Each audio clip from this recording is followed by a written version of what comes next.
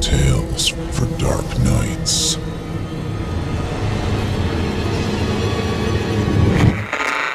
Want to make sure you never miss a Chilling Tales for Dark Nights video again?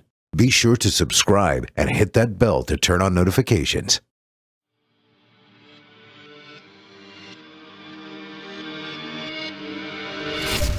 Welcome, dear listener, to Fear from the Heartland. I'm your host, Paul J. McSorley. Set aside some moments now and take an adventurous ride on a journey into the psyche of some talented writers. They will dig into your being and titillate you. Oh, I love that word, titillate.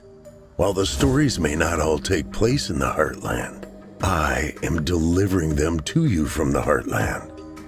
My intention is to strike fear and confusion into the mind, soul, and yes, the heart. This is Fear from the Heartland.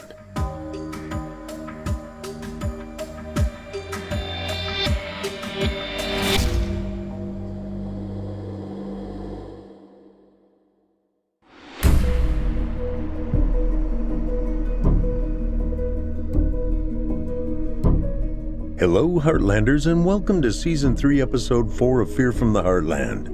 I'm your host, Paul J. McSorley. Hey, Heartlanders, you guys patrons yet?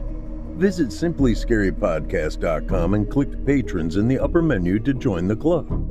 You'll get ad-free versions of this and all our other podcasts, including hundreds of standalone releases from our audio archives dating back to 2012. It's a great way to show your support, and you get a whole lot for it.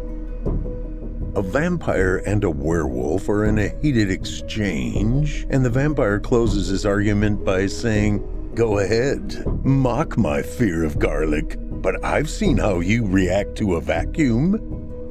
Two stories tonight, and if you haven't guessed it, one is about a vampire, the other about a werewolf, and different takes on each. The vampire tale is brought to us by the talented Kendra Nicholson, and the werewolf approach by Eli Pope. Fun fact, Kendra is Eli's sister-in-law. Hey, that would stand to reason Eli is Kendra's brother-in-law. Go figure. Anyway, let's get after it. Kevin the Undead is the story of an ordinary guy in extraordinary circumstances. His life is forever altered when he discovers that there truly are monsters in this world. And now for your indulgence, Kevin the Undead by Kendra Nicholson.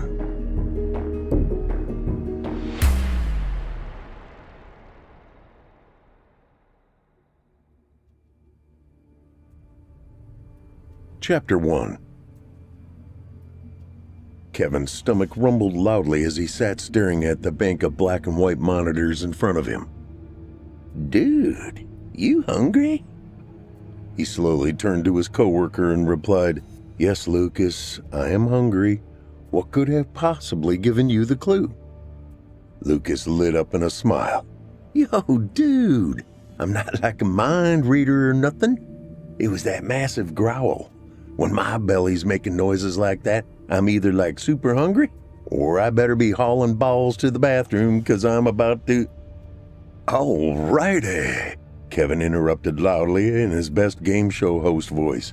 "You got it on your first guess. Congratulations, you win a 15-minute break." "Right on," Lucas laughed. "You're a pretty cool dude, Kev. You're weird as hell, but you're all right. Oh, and hey, I've got some flaming hot Cheetos in my locker that you can have if you want." "No thanks, man. I can't eat that stuff. I'm off in a half an hour anyway." Working security on the night shift at Westfield Mall was mind-numbingly boring. Other than having to chase down the random idiot who thought it would be fun to try to spend the night in the mall after it closed, it stayed pretty quiet. He normally didn't mind quiet. He preferred it, actually.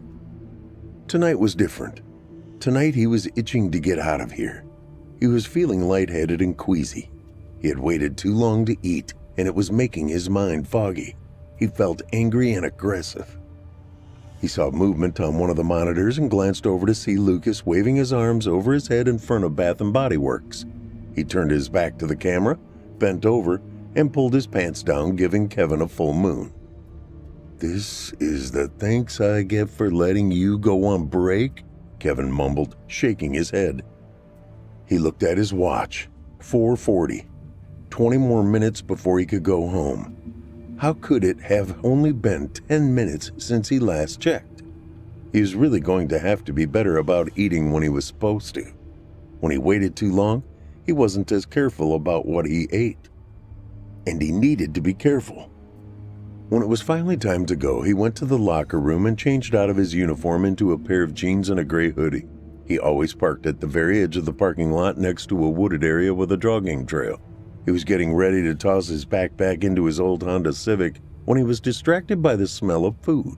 He shut the hatchback, tucked his hands into his pockets, and walked into the park. His nostrils flared as he got closer to the source. He was buzzing inside, his senses on high alert, looking out for anyone else who might be hanging around in the dark. He was getting closer.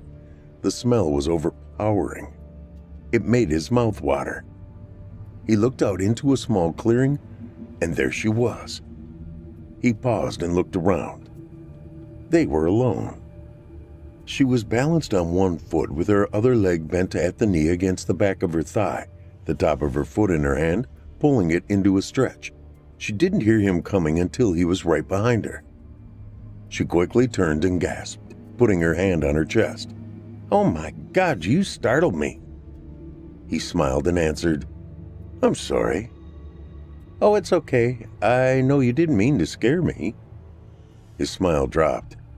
"No, that's not what I'm talking about. I'm sorry for what I'm about to do." Her face changed as fear took over, and she turned to run, but he was on her before she could take her first step. He grabbed her from behind, holding her arms down to her sides with one arm and covering her mouth with his other hand, his fingers pinching her nostrils closed as he dragged her into the bushes. She kicked and fought for a few moments, but Kevin was much stronger than he appeared to be, and he easily held her until she lost consciousness. He pulled out his pocket knife, looked down at her, and said, "I really am sorry." Then he sliced her throat open and began to drink. Chapter 2. Fortunately, he only needed to feed every 3 weeks, 4 at the most. He was at 3.5 this time, and he knew better than to wait so long, because when he was starving, he got careless like tonight. Normally, he went outside of his area to hunt, often going where the only people out and about at that time of night were up to no good. But when he smelled her on the way to his car, he lost control. He hated killing. He was overcome with guilt every single time, no matter whose life he took, so he put it off for as long as he could. All he could think about now was the woman's family who would be looking for her and how distraught they would be when they heard she was missing. They would never know what happened to her. Her body would never be found. She would be among the missing who simply stayed gone. He carried a folded duffel bag in his backpack, and once she was drained, he unzipped it, put her inside, hopped in his car, and drove to the crematorium where another vampire named Matteo worked nights. Vampire. He still felt stupid saying it, even after 2 years, but it was true. Kevin was a vampire. It sounded ridiculous. He had been going through a pretty rough patch a couple of years back. He had lost his job and was living in his car scrounging for food wherever he could get it. One night he was dumpster diving behind an Outback steakhouse and was chowing down on half a bloomin' onion and wishing he had some sauce to dip it in when someone grabbed him by the back of his shirt and lifted him out like a dog picking up a puppy. The stranger did exactly what Kevin did to that woman at the park, except he did it while Kevin was awake. He pulled his chin up, sliced his throat, and began drinking. The problem was that he got interrupted while he was draining him when someone came out of the back of the restaurant. So he rolled Kevin under the dumpster and bolted, and Kevin passed out. He woke up on the floor in a basement with the guy that attacked him staring daggers at him from the sofa. "What the?" Kevin mumbled. He was too weak to try to run, and he remembered how strong the guy was and knew it would be useless to try. "Well, this is a mess," the guy said. "Are you going to kill me?"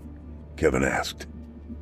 "Trust me, I want nothing more than to do just that. However, it is forbidden for me to do so. I had hoped that when I came back for you, you would be dead, and I could simply dispose of you. Much to my chagrin, you survived. I am so sorry to disappoint you by not dying under a dumpster after you stabbed me in the neck. I do not accept your apology. You have gone and fouled things up for me terribly," he said. "Now I am responsible for you until you turn someone." "Dude, you stabbed me. How is this my fault? And wait, responsible? Turn? What in the hell are you talking about?" The guy stood and came closer, giving Kevin a much better look at him. He was tall and fit with perfectly tousled blonde hair, striking blue eyes, high cheekbones, and a jawline that could cut glass. "My name is Volodar." "You mean like the guy from Harry Potter where they couldn't say his name?" He sneered. "It's Volodar, you cretin, not Voldemort. I am a vampire. Since I was unable to finish draining you, my saliva got into your bloodstream through the wound I made, and now you're becoming a vampire as well." Kevin was stunned. He had barely begun to process what Volodar said when his ears started ringing and he could feel his heart flopping in his chest. Then it stopped, and he collapsed like a rag doll. The next thing he knew, his muscles began tensing and releasing over and over, his movements completely beyond his control. He looked like he was trying to break dance to death metal. Volodar sat back down and said, "You really shouldn't fight it. It just makes it worse." This went on for what felt like an eternity. Then his entire body did one last big seize that squeezed the air out of his lungs. His eyes rolled back in his head, and the world went black.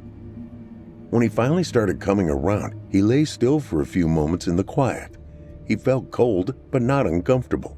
He had been having back pain from sleeping in his car, and that was gone, and he could hear everything.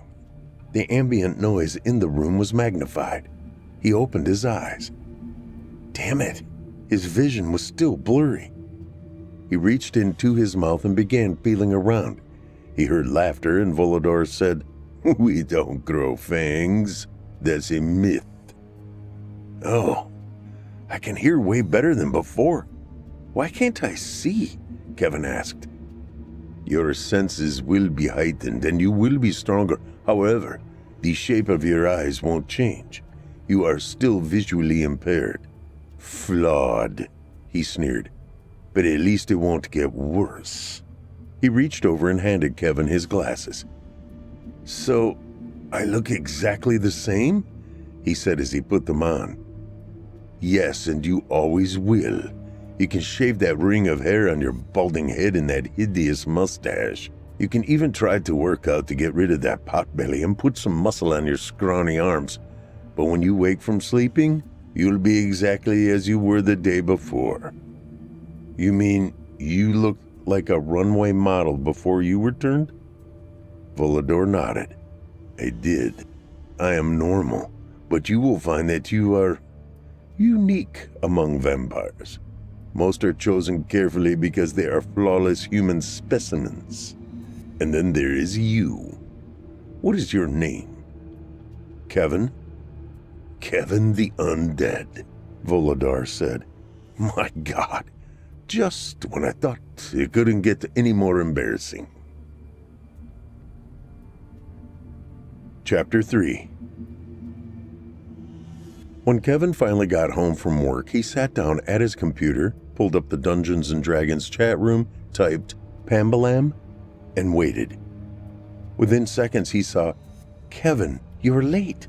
I thought maybe you ghosted me." "Yeah, I had to stop on the way home to murder someone," he said out loud to himself, but he typed, "I'm sorry. Had to stop on my way home and grab something to eat." It was not a lie. "What did you have to eat?" she replied. He hesitated as he tried to figure out how to word it. "I'm on a juice cleanse," he typed, so I stopped for something freshly made. How do you do that? I'd be starving. Trust me, he replied, I was. I legit don't think I could ever do a juice cleanse. This girl's gotta eat. Kevin smiled, then typed, You want to Zoom tonight? Is a pig's ass pork? She sent back, and he laughed out loud. Her username in the chat room was Black Betty, and the first time he saw it, he typed in, Whoa, Black Betty. She typed in a laughing emoji and said her name was Pam, so he typed Pambalam. She sent 3 laughing emojis and replied, Exactly. I love that song. He was smitten from that moment. He didn't even know what she looked like, but he didn't care. She made him laugh. She was brilliant, and she liked the oldies. He was done for. She had been asking to Zoom with him, but he had been putting it off. He knew she wanted to take it further and meet him in person. She didn't live very far away, so it would be easy to see her. He wanted to see her. He wanted to spend a lot of time with her, maybe even all of his time. But he didn't know how to do that when he was a monster. The last thing in the world he wanted to do was hurt her or make her think he was some kind of freak. He was a freak. Then a couple of days ago, she sent a message that changed everything. She had gone in for an eye exam to get new glasses, and the doctor saw that one of her pupils wasn't responding to light in a normal way. She went in for an MRI, and they diagnosed an inoperable brain tumor. Pam was going to die, and there was nothing the doctors could do for her. But he could do something. If he turned her, her tumor would stop growing, and she would stop dying. They could be together forever. But what if he turned her and she was upset? What if she just wanted to live the rest of her life as normally as she possibly could, and him turning her into a monster would be devastating to her? He couldn't do it. He needed to find someone else. Volador could wait. His computer dinged and he saw an email from her with a Zoom invitation. He clicked on it, and then it said, Launch meeting. He clicked again. Her window opened, and he was looking at Freddy Krueger. He could hear her muffled laugh, then she pulled off the mask. Her mouth was wide open as she laughed. Her eyes were crinkled up. She had one tooth that was just slightly crooked, and she had a dimple on her right cheek. Her brown curly hair was up in a messy bun, but when she pulled off the mask, some of the curls had escaped and were standing proudly away from her head. She was beautiful. She put on her glasses and saw her hair in the video and said, Oh, good Lord, I didn't really think that one through, as she started to try to tame it. He laughed again and said, No, leave it. I like it like that. She stopped laughing and her face turned red. It's a mess, she said quietly. Yes, it is, he nodded. I love it. They both just looked at each other for a few moments. Then Pam's eyes started welling up and she broke the silence. I normally wouldn't be so bold, but seeing as how I don't have as much time as I would like to have, she said as a tear rolled down her cheek, I just want to say that if you don't want to see me anymore, I understand. I know I'm complicated. Complicated? Kevin laughed. Complicated is my middle name. Kevin Complicated Phillips. That's pretty. Thank you. It certainly makes me feel pretty. She smiled and said, You're weird, says the woman who came to this call in a Freddy Krueger mask. Touché. It's okay. I like weird. Yeah, me too. Then he paused for a moment and added, I'm all in. Let's take advantage of whatever time we have. It may be longer than you think. Pam held up both of her hands with her fingers crossed. Chapter 4. Do you ever think about going to Cinnabon to eat the cinnamon roll icing? Dude, I have to fight that urge every day, Lucas said as he dropped another dry Fruit Loop into his mouth and washed it down with a swig of Red Bull. Kevin just shook his head and said, No, Lucas, I can honestly say that I have never thought of doing... Hey, wait, did you see that? Lucas interrupted as he leaned forward to get a better look at the video near the men's bathroom next to Hot Topic. There, right there. I know I saw a shadow or something. Something moved, dude. Yeah, I saw it too. I'll go check it out. No, man, it's all good. I don't mind, Lucas said as he started to get up. No, Kevin yelled a little too forcefully. I mean, no, it's okay. I need to get up and stretch my legs. It's probably just a glitch anyway. This equipment has been around since the Dead Sea was just sick. Huh? Take your time. Kevin walked out and got a few steps down the hallway as he counted 1 Mississippi, 2 Mississippi, when he heard, "Dude!" followed by a laugh. Not bad, Lucas. You got it in 2 Mississippis, he yelled as he walked away. He knew exactly what was going on with the camera, and he did not need Lucas finding out about it. He got to the bathroom, pushed open the door, and said, "How many times have I told you not to bother me at work, he who shall not be named?" Volodar stood leaning against the wall. He was dressed all in black with a leather jacket that reached his knees. He had silver rings on every finger and pointy-toed black cowboy boots. "Has anyone ever told you that you look like a centerfold for Hot Goth magazine?" Kevin asked. "Has anyone ever told you that you look like Napoleon Dynamite's brother, Kip?" "Yeah, actually, I get that a lot. What do you want?" "I want to know when you're going to turn someone, and I want to know now. You're cramping my style, Kevin. I'm here to give you an ultimatum. You have 1 week to get this done, or I'm choosing someone for you. Got it?" "I'm working on it, okay? I had someone in mind, but it's just kind of a weird thing to do, you know?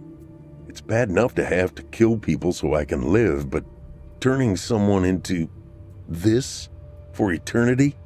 That's completely different." "I don't care how you feel about it. Your feelings mean nothing to me. I need you to get this done because as soon as it is, I have no obligation to you. Do you understand that? You've had months to do this. I'm sick of waiting for you." Okay, I'll figure something out." Kevin stopped and sniffed. "Wait, do you smell garlic?" Just then, the bathroom stall at the back of the room burst open. The door hit the wall and bounced back hard, hitting something with a meaty thud. A man's voice said, "Oh, holy crap!" They looked into the stall, and there was a skinny guy with a mullet wearing an outfit oddly similar to Volodar's. He had fallen and was wedged between the toilet and the wall, blood running down his face from the door hitting him in the nose. He scrambled to get up and stepped out of the stall. Get back, you savages! I am Dave, the vampire hunter," he announced with his hand on his nose. "Oh, geez Louise, that hurts. I think it may be broken." He pointed at Volodar. "I've been following you for days," he yelled and ripped his jacket open, revealing a necklace made out of garlic. Then he unzipped his fanny pack, pulled out a crucifix, and thrust it out in front of him. "Nice fanny pack," Kevin said. "Or would you call it a crotch pack, since you're wearing it in the front? Hey, Volodar, you should get one of those. Then you and Dave could be twinsies." "Volodar?" Dave said. "You mean like the guy from Harry Potter where they couldn't say his name?" "That's exactly what I said," Kevin replied. "Shut up," Volodar bellowed. "Just stop talking, both of you. Did you really think that you could walk in here with garlic and a crucifix and I would be powerless? What else have you got in that crotch pack? A wooden stake?" "No, the wooden stake is strapped to my thigh," Dave mumbled. Volodar slowly turned his gaze to Kevin. "Kill him." "Really?" Kevin said.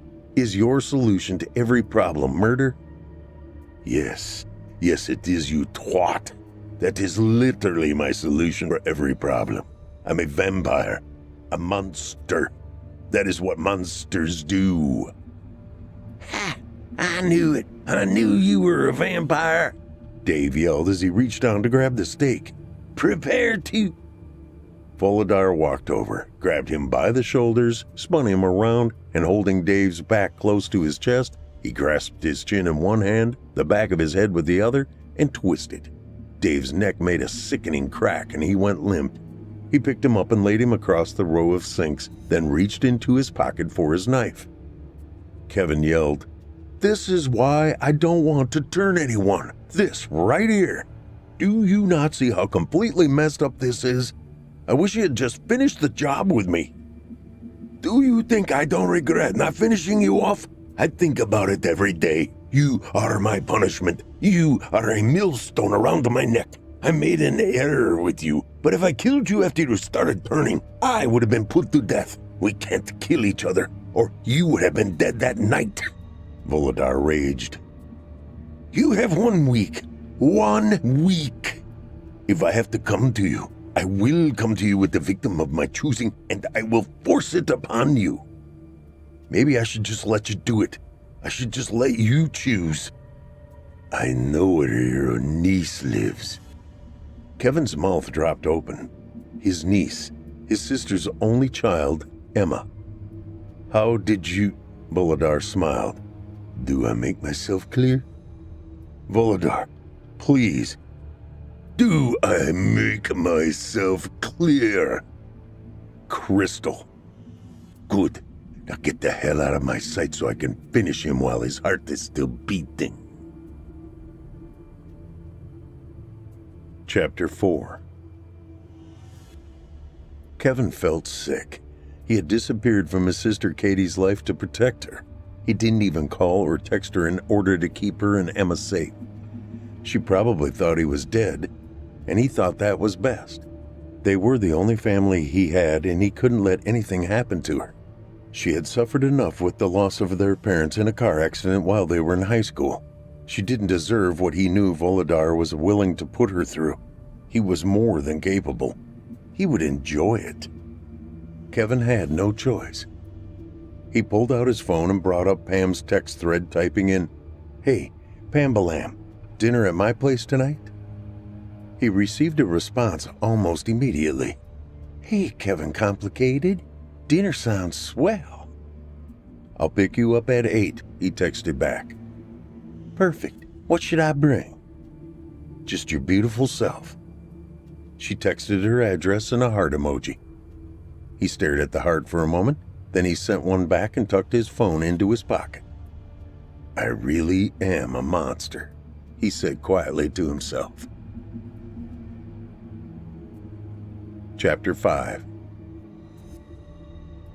Kevin stood on the porch of the small house trying to work up the courage to knock on the door. He finally raised his hand into a fist and banged 3 times. His knocking was rewarded with the yapping of a small dog. "Winky!" a woman's voice yelled. "Hush! Stop!" But Winky was on a roll and he was not about to stop now. "Hang on!" He waited until she opened the door. "I'm so sorry, I've never seen him this upset," she said as she opened the door with the dog in her arms, still freaking out and struggling to get to Kevin. He was all fur, teeth, and slobber, and he only had one eye. "Winky looks like a very angry dust mop," he said. Her face fell, and she blinked hard a couple of times. "Kev?" "Hi, sis." "Kevin?" "Yeah, it's me." She slammed the door in his face, and he heard the barking getting further away. Then he heard a door slam inside, and the front door opened again without Winky. Katie stood staring for a moment, then she reached out to touch his shoulder. "I thought you were dead." "I figured." "You asshole!" she screamed as she started crying and hitting him. He stood there and took it. He deserved it. He deserved worse, actually. She finally stopped and pulled him into a hug, weeping into his shoulder. Then she pulled back and grabbed his upper arms with both hands.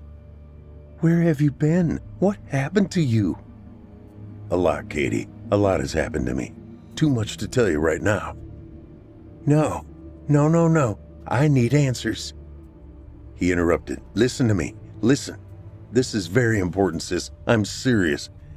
He reached into his pocket and pulled out an envelope full of money that he had been saving. "What? What is this?" she asked, opening the envelope and examining its contents. "You need to take Emma and leave for a few days." "Leave? What are you talking about? You think you can just show up here after 2 years of me thinking you're dead and tell me what to do with no explanation?" "Yes, Katie, that is exactly what I expect. You and Emma are in danger, and I can't tell you any more than that right now. You need to go."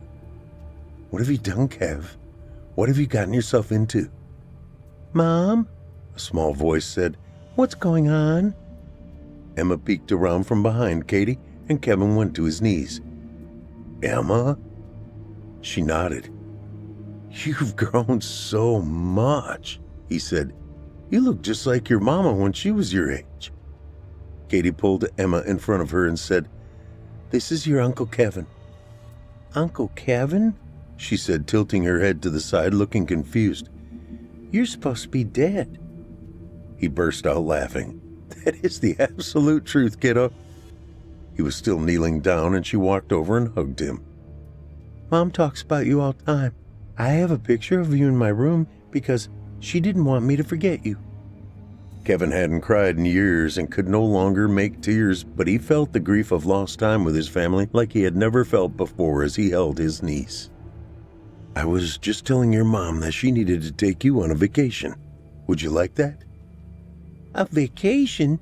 Oh, Mom, can we? Can we please?" Katie nodded her head and said, "Yes, sweetie, we can. Why don't you go start packing, okay?"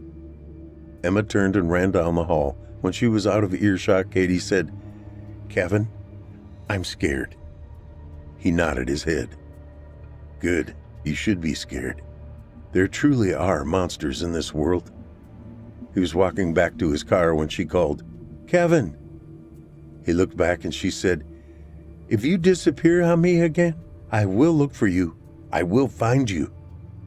"Settle down, Liam Neeson. My phone number is in the envelope with the cash." Chapter 6. Pam sat across the table from him. He had ordered dinner for her, and now he sat and watched her through candlelight. "I feel weird eating this while you watch. Are you sure you can't cheat a little with your juice cleanse and have a bite or two?" "No, I'm sorry. I honestly can't. You want me to turn around?" he said as he spun around and faced the other direction. "Oh, that's so much better. That's not awkward at all." She picked up a forkful of lasagna and put it in her mouth. Kevin, this is the best lasagna I've ever tasted. If this is the last thing I ever eat, I can die a happy woman."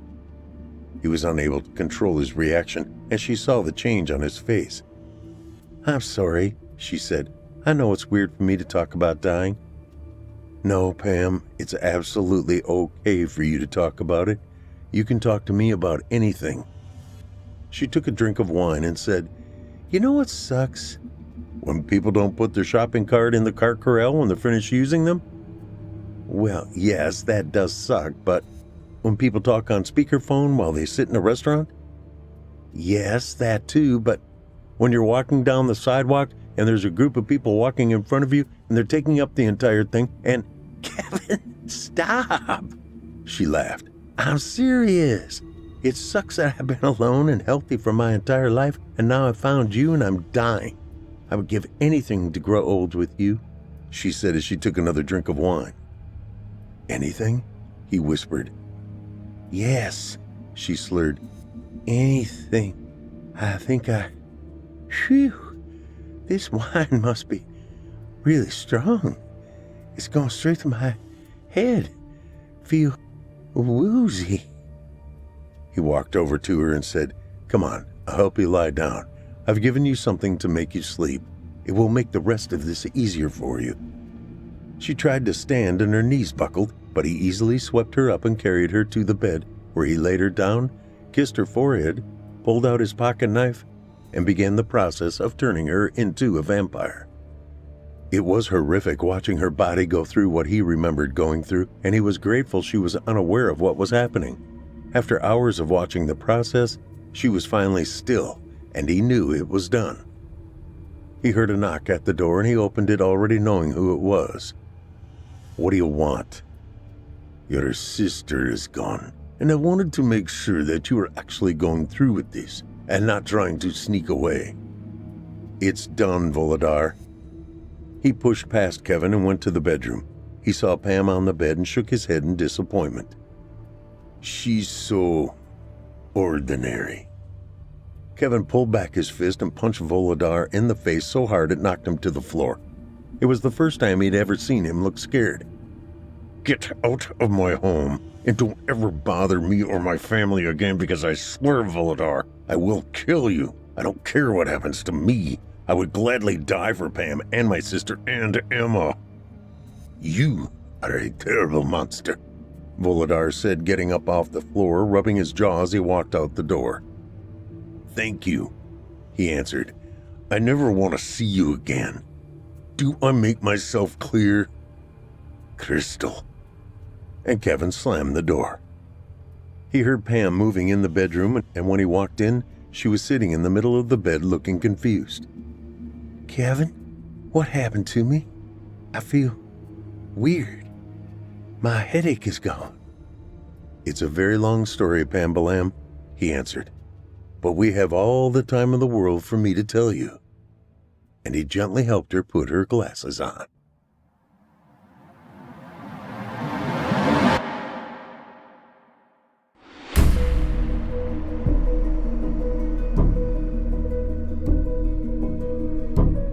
I hope you enjoyed tonight's story, Kevin the Undead, by Kendra Nicholson. Kendra Nicholson was born and raised in Missouri. She was a stay-at-home mom to 2 boys for over a decade, then used her degree in theater with a minor in English to perform and teach comedy, improv, and sketch in the Los Angeles area. She and her husband lost their youngest son to suicide in 2018 and realized what a lack of reading material there is out there for teens who have lost a loved one due to suicide. So she decided to do something about it. She published her first novel in 2020 on what would have been her son's birthday. It is available on Amazon, and it's called The Climb. It is written from the perspective of a 13-year-old boy who loses his big brother to suicide as he works through his grief. She and her husband have recently moved back to Missouri, and they are happy to be back in the Heartland. Who remembers what it was like to be 9 years old? Any older brothers that sometimes did things that just scared the crap out of you? Well, Tommy had an older brother. It was summer and time to spend vacation at Grandma and Grandpa's house with Wade, his older brother. Wade had created a game several years back they played from the moment they stepped out of Dad's car in front of the house. 1, 2, 3, 4, make war. But this time, it felt different. This time, Wade seemed very different. Scary different. And now, for your indulgence, Something Made My Brother Different by Eli Pope.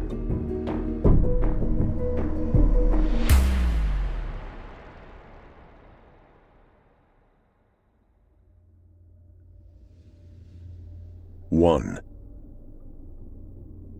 I pulled up my shirt to study my back in the mirror. It stung. I couldn't believe Wade could do this to me. If I had held questions if this was only a game or real, I now knew as the pain and fear ripped through my body, it was real. I tried to keep as quiet as possible while I pulled my t-shirt over my head, but I felt like screaming. It burned so bad, an event no kid the age of 9 should ever feel. Wade had always grabbed a whip-like limb from Old Lady Dobbs' rose bush every time we played the game Make War, but dang it, he had never actually hit me with it. His eyes looked so different today. He didn't look like my brother anymore today. He looked more like an animal bent on stalking and killing me. I finally got my shirt past my back and pulled my head through, quickly turning to see how badly he had wounded me. My eyes grew instantly into huge white balls of fright in the mirror's reflection when I saw how big the whelps were, and deep red punctures oozing streams of my blood from their tiny holes in my flesh from the rose stem's thorns. It was a good thing for Wade my t-shirt was dark and not a white one. It was also fortunate for him I was no crying tattletale. Mom would certainly kill him if she saw what he had done. I wasn't sure I wanted to open the door and see my brother ever again. For the first time, he seriously scared the bejesus out of me. I was glad he was only 4 years older. If B was any bigger, I wouldn't have been able to get away. I kicked at him like one of the girls at my school would kick wildly at the soccer ball, as if it were a rat attacking them. I ain't afraid to admit it. Wade was full of the devil in his eyes today, and he had scared me shitless. I wondered now if he was hiding and afraid. Maybe he thought I'd tell Dad on him. He'd get his for sure if I did, and while I hated him right now, I still loved him too. After all, he was still my brother, and nothing would change that fact. I used to love going on the long car ride it took to see my grandma and grandpa, and Chad too, if he was visiting his grandparents. Chad was my age, and we'd become friends over the years of us both visiting our families here. I had spent the night at his place, and he mine, on summers we were here at the same time. He had a bigger sister Wade liked, and we would razz him about her. Wade and Marissa sitting in a tree, Kissing. He hated us for it.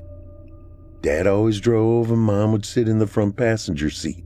My spot was always behind my dad, while Wade sat to my right. He always edged his way across the imaginary line my mom had declared was no kids' land, and we weren't ever supposed to cross it.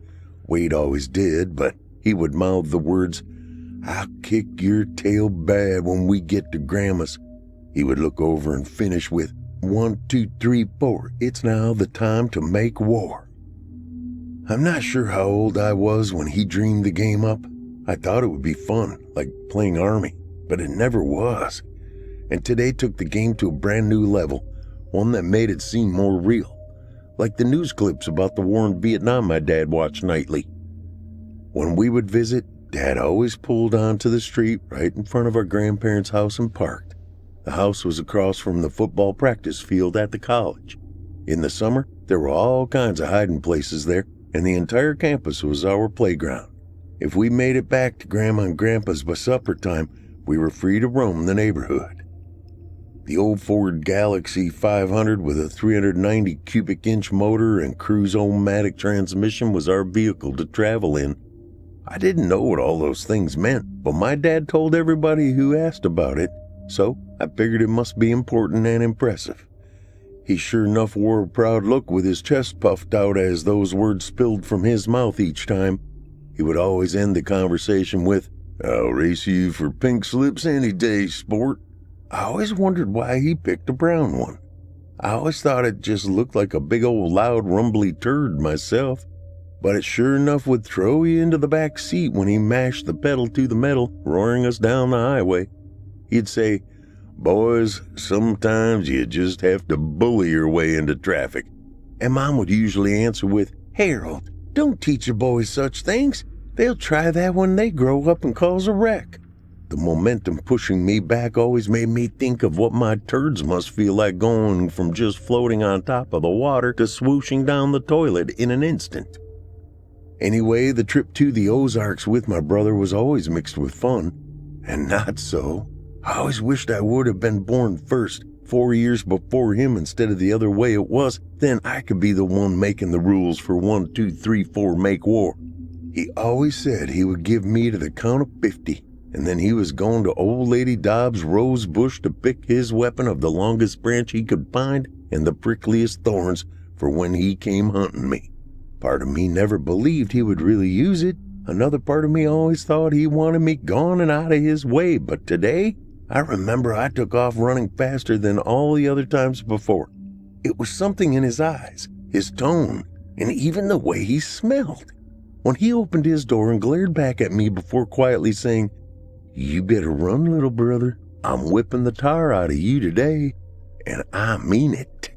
I knew today would bring something new to the game, something I didn't think I'd like. He laughed in a way that wasn't funny, and I could smell what I took as the odor of death coming from his mouth, as if its stink was tightly tied to each word he spoke.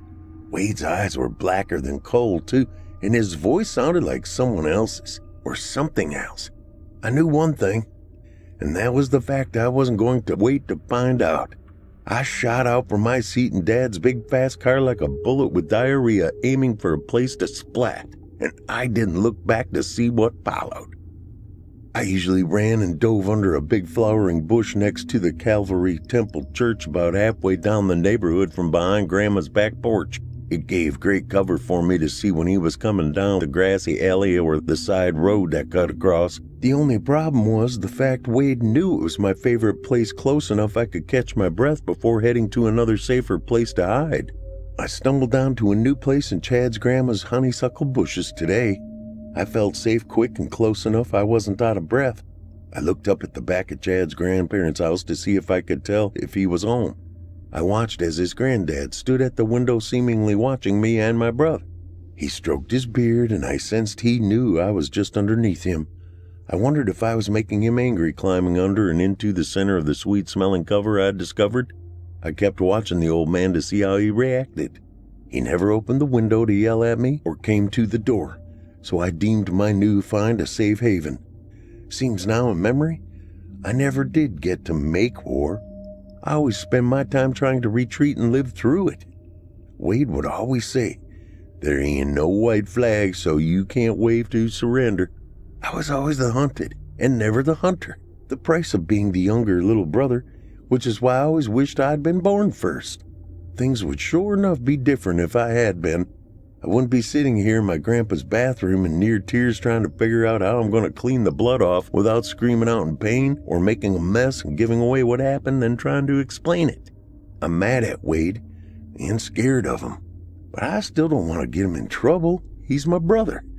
Even if he did get bitten by a rabid dog or something and maybe got infected with rabies. I'd heard how they had to put down animals like dogs when they got sick. I didn't want Wade to be put down. Of course, maybe, just maybe, he had finally been bothered too much by me and wanted me to learn the lesson of leaving him be. I just don't know what to do. "Tommy, what are you doing in there? Are you feeling ill?" my mom questioned through the door. "Dad and I are ready to leave and head back home. I can't leave without my hug from you. Wade is out here already, and we are all waiting on you." And there lies the quandary of the 9-year-old boy I am, trapped in the toilet with blood oozing down my back as I looked at the small rips in my damn t-shirt, wondering what to do. 2. I managed to sneak upstairs and change shirts while Mom was out in the living room waiting for my stomach to stop hurting. I told her I was in the middle of a painful poop. She always left me alone for several minutes after I dropped that line on her. At my age, she didn't want to hear about my poop any more than I wanted to tell her about it. I bounced down the stairs hoping when she and Dad hugged me, they wouldn't notice if I flinched or that they wouldn't feel any dampness on my back from the bleeding. I eyed Wade and he gave me the look of, "Are you keeping quiet?" He gave the appearance of being sorry and worried. The black emptiness that was in his eyes earlier seemed to have waned and been replaced by the friendly sparkle I usually saw in him. As I watched our Mom and Dad drive off down the block, there was a moment when a chill replaced the pain previously giving the sensations tingling through my skin. I suddenly felt very alone and unsure. I scanned Chad's house, and a dark silhouette caught my attention. It was the old man again, Granddad. He looked like he was really studying us or something. If he wasn't such a nice old guy, seeing him up there looking at us would have probably creeped me out. I know Chad and him were like best friends, kind of like me and my grandpa. My thoughts went back to the chill I felt before noticing old Granddad up in the window again. Both of my grandparents loved my brother and I dearly, but neither one, even together, would be able to save me. Not if Wade were ever to let whatever took him over earlier were to come back again and try to hurt me. I'd be sunk. No, I might just be dead. It then hit me as I glanced over at my brother as we all made our way up the steps to the front porch. We shared not only a room at our grandparents' house, but a bed. A fear I hadn't felt before instantly overwhelmed me as it set in. I looked up at the window to our bedroom on the top floor. That shiver came back and caused me to trip going up the concrete steps. I glimpsed back to where the old neighbor had been at his window. Yep, still there, watching us. Weird because I'd never noticed him before this summer. I think Wade saw into my heart in that moment as he looked at me. He may have actually felt the fearfulness within me. Grandma and Grandpa walked past the threshold into the living room and the screen door slammed shut with a loud thwack. Wade leaned in and lightly spoke. "Hey, Tommy, A moment of still silence passed between us before he cleared his throat and continued. Little brother, I'm sorry. I don't know what got into me, but it won't happen again, I promise. Wade walked over toward the porch swing and leaned out looking at the neighbor's house. I think he hoped to catch a glimpse of Chad's sister, but he turned and said, Wonder why old man Grover is watching us these days. You ain't been crawling under their bushes, have you? No, he probably thinks you're trying to peep on his granddaughter. I thought about what Wade had said about never hurting me. It somehow felt he had just made a promise he didn't have the ability to keep. I was not put at ease no matter the quiet and assuring tone he spoke his apology in, but I answered nonetheless. I know, Wade, but you scared the willy bejesus out of me. You never acted like that before. I thought you was gonna kill me. Come on, little brother. You know I would never hurt you. But you did. I'll show you my back when we get up to our room. Ain't no dang joke, Wade. I'm bleeding even still. Shh. Don't let Grandma and Grandpa know. They'll call Mom and Dad back and I'll be in big trouble. We'll have to go back home and miss our summer vacation here. You ever try anything like that again? I swear. And 1, 2, 3, 4 making war is over. I ain't playing that game ever again. Okay, I get it. He held out his hand in the starting position of our secret brother handshake and nodded at me to accept his assurance. The game was over for good, I promise. I reached over and began the sequence of the pact. I pulled away when we ended with the grip and thumbs touching, his hand feeling too warm to touch. I swear his palm felt bristled too, like a porcupine or what I had imagined a wild dog's paw would feel. I looked up at my brother and saw his eyes change color so quickly I wondered if I had imagined it. They flickered like shades being briskly pulled over the windows, blocking out the gleam of the sun, making everything dark. I crawled into bed later that night, not knowing if I was lying next to my brother or a new kind of monster that had taken over his body. I knew one thing and concentrated on it with all my will and might. I wasn't going to fall asleep tonight. I didn't want to wake up dead. I did snicker just a bit with my faux pas, but I was serious about it. I had great expectations on the birthday gift I'd be leaving Mom and Dad hints about, and I by golly wanted to live to enjoy it. A brand new Schwinn bike with the sparkle silver banana seat and tall raised handlebars, hopefully in bright green. I wearily laid my head down, letting it sink into the pillow for the long night ahead of me. I'm not sure I made it 10 minutes before the dreams drew me back into the game my brother tried to kill me in. 3. Sundays were church days at home and at Grandma and Grandpa's. After all, Grandpa was a retired Methodist preacher. I think when I woke up and realized I'd fallen asleep but lived through the night, I gave credit to my grandpa's faith that kept my brother from becoming whatever evil thing he held inside and letting me live another day closer to my birthday in hopes of pedaling in style down our street. I looked over and saw my brother coiled up on top of the rumpled covers like a pet dog. At first, I didn't think anything about it, but it soon hit my brain like a box of rocks. Werewolves are like dogs, and they have dark eyes and bristly hair. They probably ball up like a pet dog when they sleep, too. Did my brother Wade somehow become a dog monster or a werewolf? How would I know if he did? Where does a 9-year-old go in 1967 to find answers to those questions? Especially without sticking out like a sore thumb or looking like a lunatic. I heard Wade snore or begin to howl or something just before there was the knock on our bedroom door. Boys, breakfast is ready and then it's time to dress for church. We're on a tight schedule this morning, so up and at 'em. I looked over at Wade and he never stirred. He was still curled tightly in a ball, making whimpering noises with short snorts or growls. His hands began pawing and twitching underneath the covers as if he were dreaming. I started to laugh because he looked like a dog chasing rabbits in a dream. What had gotten into him anyway? Is this what hormones and becoming a teenager brought? My grandma's voice was music to my ears. She was the best in the world, and her smile could solve almost any problem in my world. Any except for this problem, that is. It dawned on me in an instant. If Chad was next door yet, I could ask him about wolves and monsters and such. Chad's granddad seemed to really like me. He always called me Skeezix. I held no clue why, but he did, and I wasn't going to tell him any different. When I was at Chad's house, Skeezix was my name. If there was ever an old person a kid could trust with asking crazy questions like werewolves and if they even lived here in this area, it was Chad's granddad. He was like a retired explorer or safari hunter, something like that. Funny thing, I didn't even know his name. I just called him Granddad too. After church, I'd go next door and see if Chad was here for the summer yet. He may know what to do about my problem. It wouldn't hurt asking anyways. After all, it could soon become his problem too. I'll admit, I don't normally listen to the preacher. I'm 9 years old. I play with the pencil and paper on the back of the pew in front of me while my eyes wander around the room and count the old men whose eyes are closed in sleep.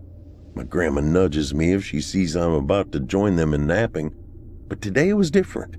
I heard words come from the preacher's mouth I never expected. And since they were from the Bible and a preacher, it had to be the truth. I remember it was from Genesis 49, something. I can't remember the verse. It was about a guy named Benjamin being a ravenous wolf, tearing his prey apart in the morning and dividing the spoils at night. Something like that. Was God trying to tell me something through Preacher Gibson? I snapped my attention to my grandma's face to see if she heard what I did. Her face never changed expression, as if she either missed it or it was not of importance to her. To me, though, I was now thinking maybe Preacher Gibson knew Wade was becoming Benjamin, and it renewed my fear. I didn't want to be Benjamin's prey and torn apart to be divided tonight. Whatever that meant, I didn't want any part of it. I leaned forward so I could look past my grandma and grandpa over to where Wade was sitting.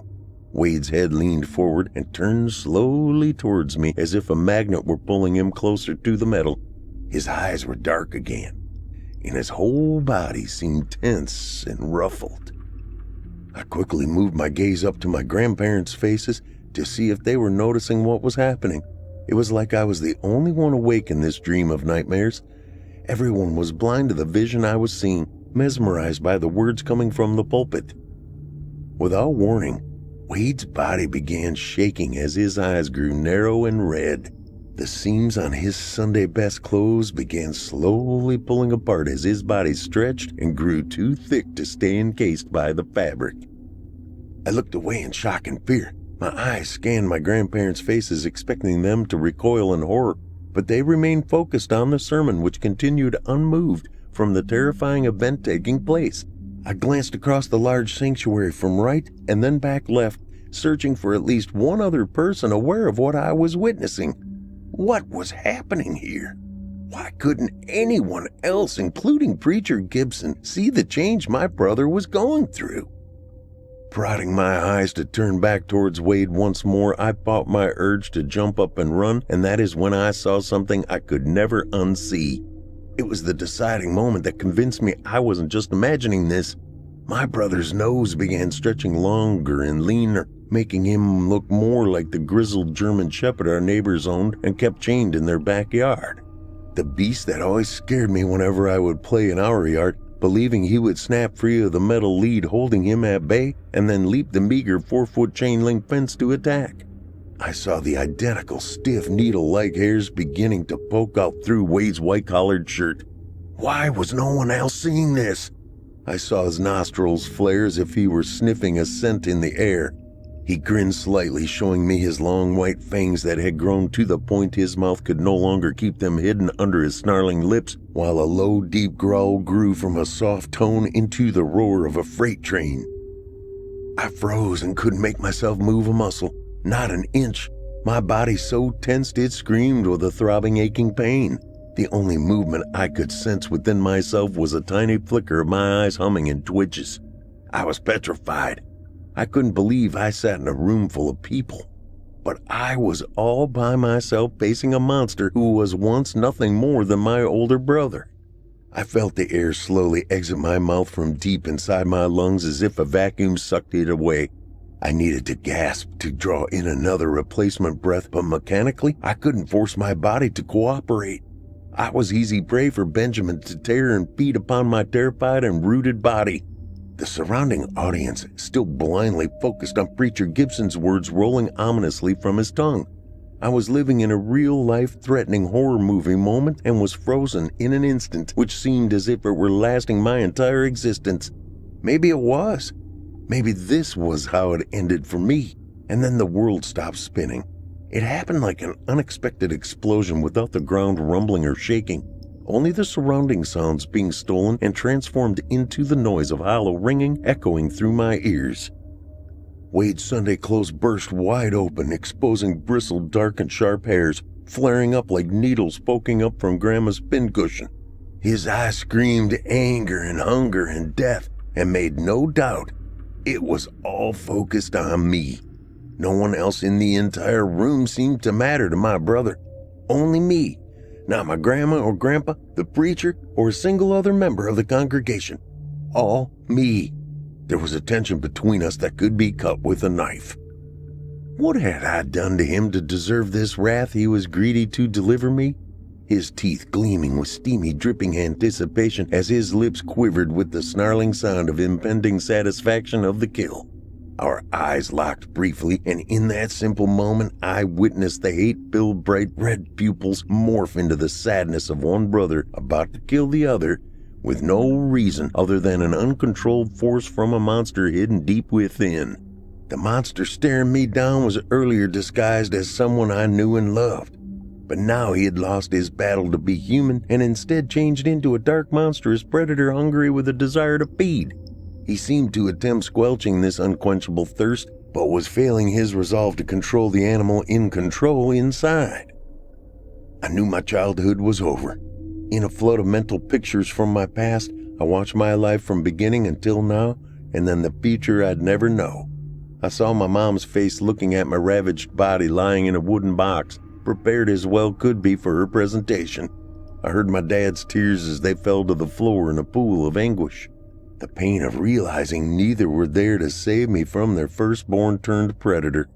I pictured my brother Wade's smile as we played in the stock tank filled to the rim with ice-cold water from the outside spigot on that heat-soaked summer day last year. I saw it all as it flooded past in flickering moments of grief and happiness mixed into an eclectic stream of memories, making up one's humanity in life. And then, boom! Like a light bulb being shattered by a hammer, everything stopped. Lights out. My life froze in time to a sound that almost pained my ears deep into the meat of my brain. I looked up and over and witnessed my hand gripping my grandma's hand tightly. My knuckles bright white, her fingers reddish pink from the pressure of my grip. My eyes then traveled over to see my grandpa's expression never change, still focused on the pulpit as Preacher Gibson continued to speak from it. My eyes finally relinquished my fear and looked to my brother. Searching to focus my last moment on his, I saw a sight I couldn't believe. I cried instantly, knowing life could never be the same after this day. Not for me, and certainly not for Wade. It was my brother slouched motionless next to Grandpa, his hand loosely grasping the old frail one resting on Grandpa's Sunday suit trousers. I thought he was asleep at first, until I noticed the color of crimson red soaking his shirt, changing its innocent snow-white color into an angry but sad shade of red pooling in his lap. I tracked my vision upward to my brother's face, but stopped immediately at the sight of something that shouldn't be there. A large hole where his heart should have been beating to a pulse of the living, but now only visible were fleshy bits of body matter oozing out with torn flesh shredded and gaping over the stained fabric of his shirt. I first looked behind to see the people who sat there motionless, expecting their faces and attention to be glued to the preacher like moments before when I needed help. It was my grandparents' neighbors. It was my friend Chad and his grandparents, staunch and motionless. The first thing that really caught my attention was the smug smile gleaming across Granddad's wrinkled face. He wore a look of honor, like a soldier who had just saved his entire battalion single-handed. His lips began to form words, his tired and wrinkled mouth pushing them slowly out past a dried tongue. "Skizix, my young friend."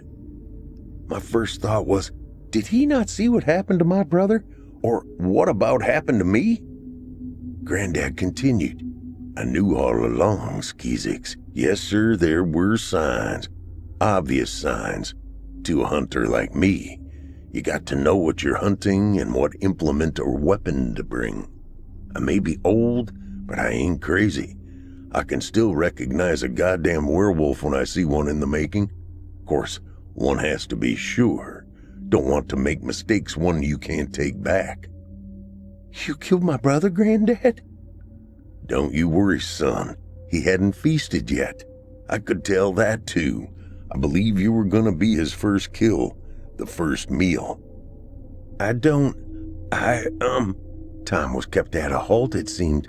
Preacher Gibson's sermon kept rattling through my ears, now beginning to rid itself from the loud clangs of bells ringing, each word not needing me to focus on to make out what was said. The congregation's eyes and attention continued on as if me and Granddad's family weren't even in the room. I'm sorry for what I'm about to say, but just what in hell's going on? You killed my fucking brother, Granddad. I blurted out before I realized what I said, wanting to pull the word I had heard my dad say when he was angry. I flinched, expecting my grandmother's hand to come swooping down hard from above and connecting across my cheek, which didn't happen. She was still glued like the masses in the room to the other world running parallel to mine and Granddad's. Your brother will return, Skeezix. I'm dang near positive. Seen it happen before. I glanced back to Wade's slumped body. The blood pooled so much in his lap it ran down and was dripping to the floor from the pew. I don't think so this time, Granddad. He looks dead for sure. Emptied completely of his blood. Son, if a werewolf that hasn't fully turned or ravaged a victim and drank from its blood, the old man cleared his throat before continuing. If you kill him with a pure silver bullet before he drinks from his prey, we'll transform back to his previous human condition. He chortled. No, how in hell it happens, boy. Just know it does. Of course, there ain't no rule book explaining it, but mark my words, your brother is coming back. His smile widened again with pride. I turned away from Granddad, first noticing that Chad was also focused on the sermon and unaware of what was happening. I then looked toward the front of the church, and that's when I saw it. I squinted and leaned over my grandma, edging closer to make sure of what I was looking at. It was a slightly oval and tattered hole in the pew's wooden back.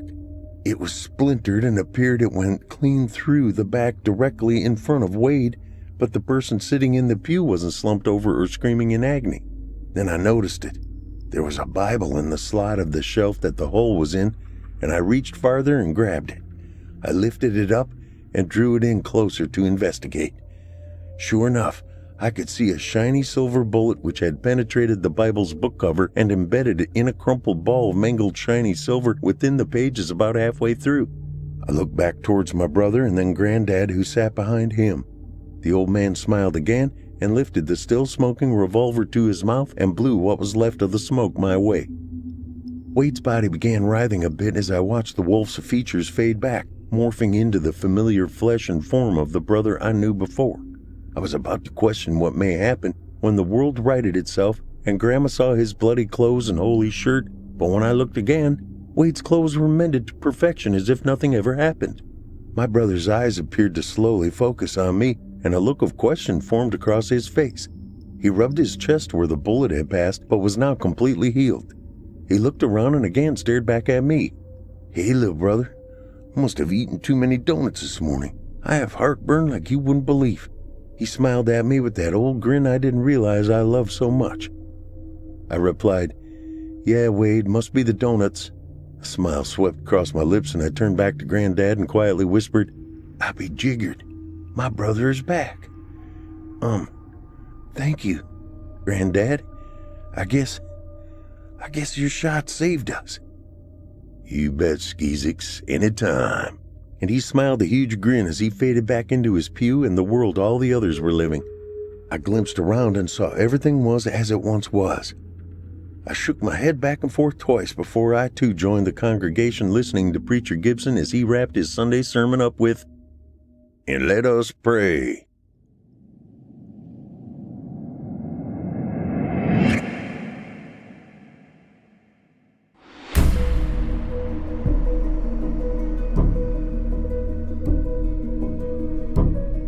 I sure hope you enjoyed tonight's tale, Something Made My Brother Different, written by Eli Pope.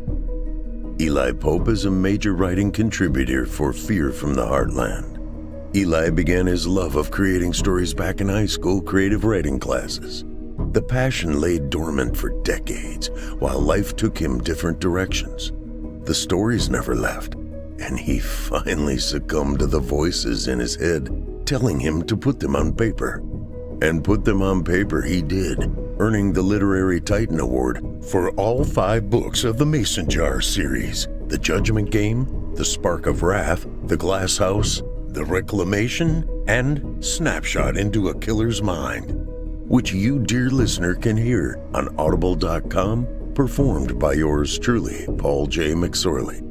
The only thing I will tell you, Billy J. Cater is a bad dude.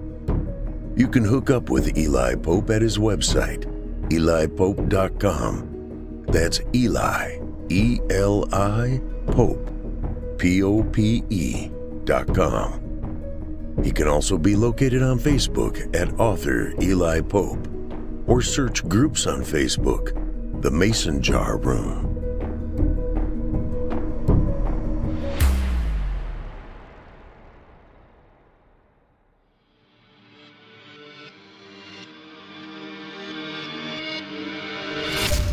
If you enjoyed tonight's story, hosted by yours truly, Paul J. McSorley, you can search my name on Chilling Tales for Dark Nights on YouTube for additional previous stories. If you'd like to hear more lengthy tales, be sure to take a look at my audiobooks. Available now on audible.com, or just visit paulsbooks.net. That's PAULSBOOKS.net. You can also find me personally on Facebook and Twitter. And with that, listeners, our weekly journey into the psyche has just about come to a close. But before we go, I'd like to take a moment to thank you for joining us for tonight's episode, and remind you to take a moment to stop by our iTunes page and leave Chilling Tales for Dark Nights a 5-star review and a kind word. And follow us on Facebook, Twitter, and Instagram if you haven't already. And while you're at it, please remember to stop by our Apple Podcast page or wherever else you listen to your favorite podcasts and subscribe. The charts are based on subscriptions, not listens. So if you haven't subscribed yet, I'd really appreciate it. I'm your host for Fear from the Heartland, Paul J. McSorley. I've enjoyed the titillation tonight. Ooh, there's that word again. Thank you for joining me. Hope to see you again next week at Fear from the Heartland.